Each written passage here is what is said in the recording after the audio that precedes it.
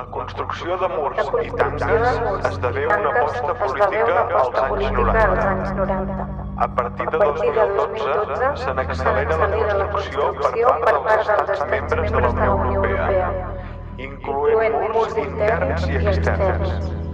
L'any 2017 s'arriba a un total de 15 murs.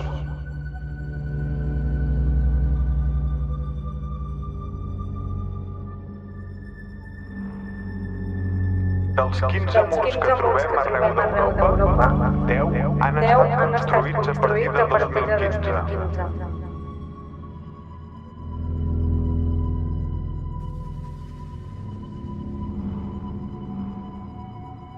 Dels 15 murs construïts arreu d'Europa, 14 responen a l'intent de frenar les rutes migratòries, entre d'altres arguments com la seguretat, la tensió territorial o el contraban.